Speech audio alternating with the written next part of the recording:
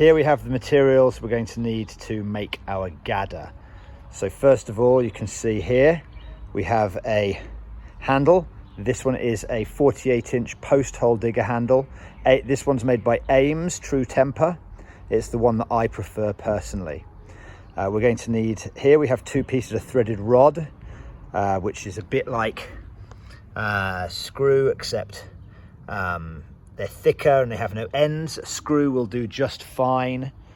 There's no real issue with using a screw over a threaded rod, and we're going to use it to anchor in to our post hole digger handle. You can see a post hole digger handle comes with 2 holes already drilled, but I'm not going to use those. I drilled my own holes, which are the right size for the threaded rod. But if you're using screws, you can just make a small hole and screw straight in. I also have the concrete I'm going to use, which is the Quikrete 5000. I like Quikrete 5000. It is 5000 psi, high strength concrete. It cures hard and strong fairly quickly, but it's not the instant concrete. You definitely don't want instant concrete because it'll set too quickly, and I've ended up in the past through trial and error having a lot of problems with quick set. So this one, which is a regular setting one, it takes about 2 days to fully harden, and then you can take it out of the mold. And in the mold, in this case, we are using a trick or treat pumpkin actually, but any mold will do. You can use glass or ceramic or plastic. Plastic's harder to get off. You have to kind of cut it open, whereas glass or ceramic you can just smash off with a hammer. This one here I'm hoping is going to be around, since this is about a 9-inch diameter, it's probably going to yield around about a 30-pound Gada. So you can see I have added my threaded rod. I didn't use the original holes that came on it. I drilled my own. I've put these pieces of threaded rod in. I've screwed them in with a screwdriver. You can see it's somewhat crosswise, but it doesn't need to be very accurate. If you're using screws, you could use them all over this thing. It's right at the top, at the business end, where the mold's going to go.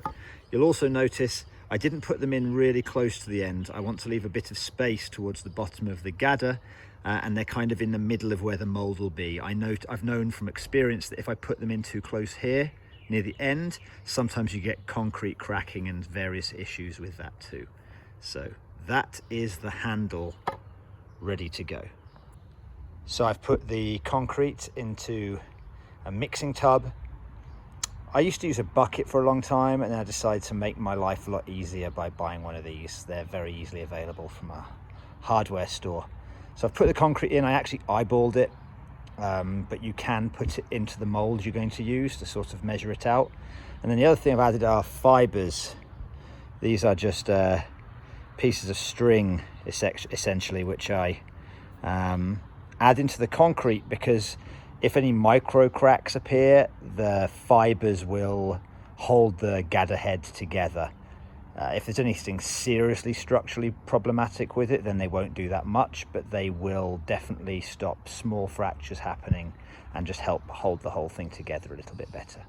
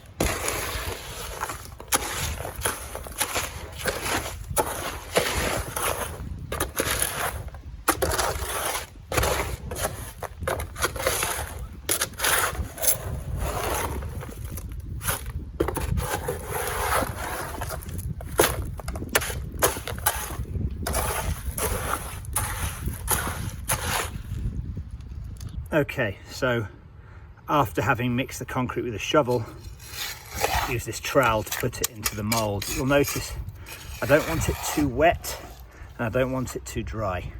About this, again, it's a matter of slowly adding the water until you find the consistency you're looking for. So I'm looking for something which will hold onto the trowel like that, but if I throw it down, can just turn straight back into any shape it wants. But what I don't want is if I pick it up with a trowel for it to just pour off, and at the same time if I see any dry parts in it where it isn't really a unified whole, then the concrete is too dry. So you're looking for just about this kind of consistency.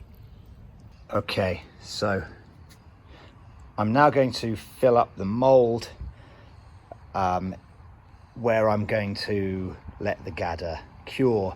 So I've got this old bike rack here and this piece of rope, and once the Gada's full of concrete and the handle's in, I'll tie it to that piece of rope to make sure that the handle stays nice and straight instead of kind of being at a funny angle inside the mold. So I moved the concrete over to this area, and I've got the mold ready to go.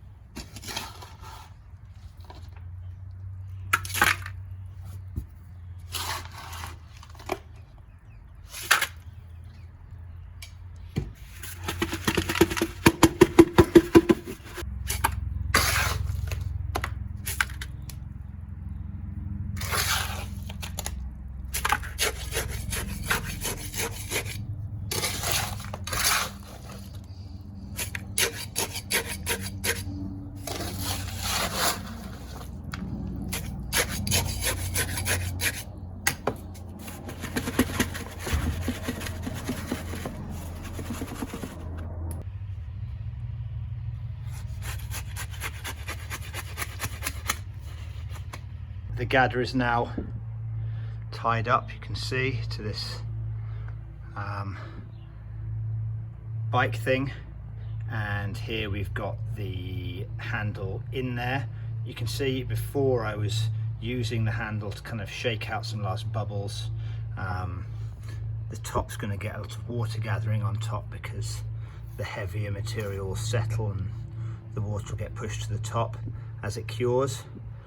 I've leveled it out by putting a little wedge underneath to make sure that the surface is level, and then I've made a strong effort to have the handle centered in the middle.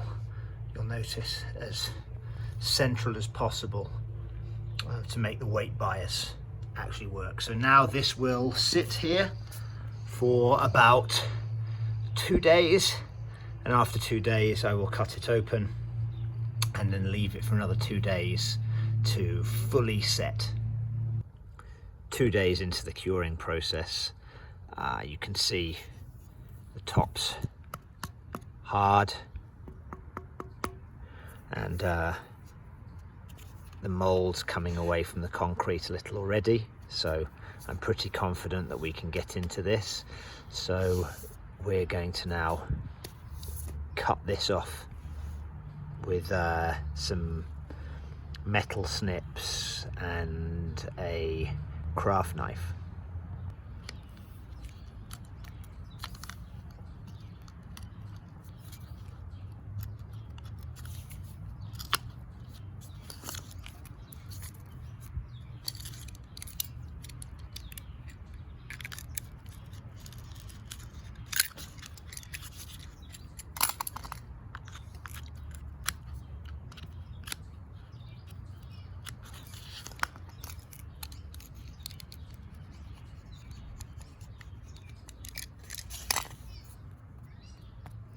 Looking pretty good so far. Using a plastic mold, you can cut it off like this. If I were using a glass or ceramic mold, which is my preference, especially glass because it has a nice finish, then I would use a hammer to knock the actual mold off to break it up, but I would do so in a box and do it very carefully, because if you're using a hammer on glass, you can sometimes crack the concrete. And also the reason I'd have a box is that I don't want shards of glass or ceramic all over the place.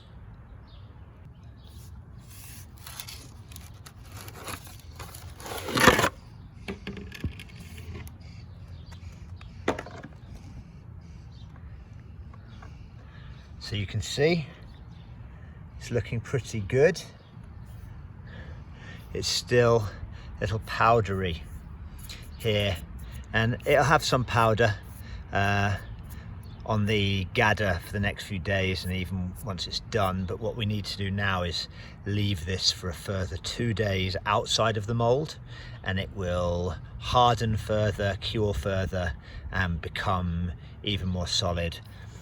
One thing that sometimes I've seen happen before on Gada is that you'll start to have cracks opening up after you've taken the mold off. They're not necessarily there before, but within a day you start to have some deep cracks forming, and that's normally to do with one of several factors, but often it's to do with the mix of the concrete when you put it in, like it was too dry or it was too wet.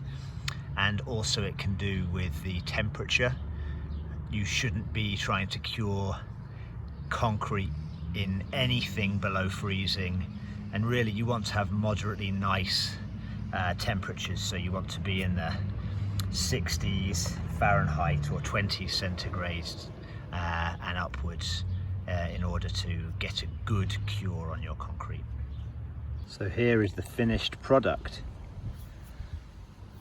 Can see the concrete is now completely dry, and the colour is very light grey.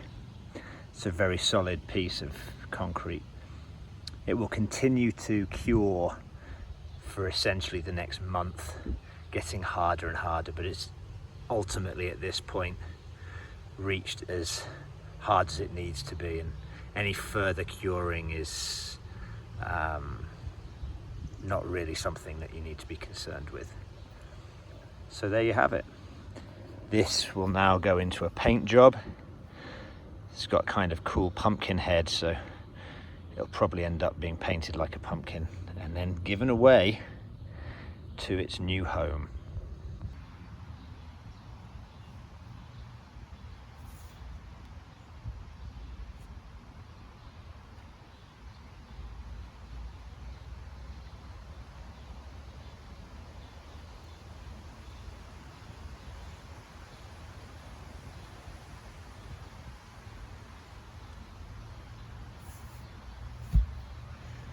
And here it is after the final paint job.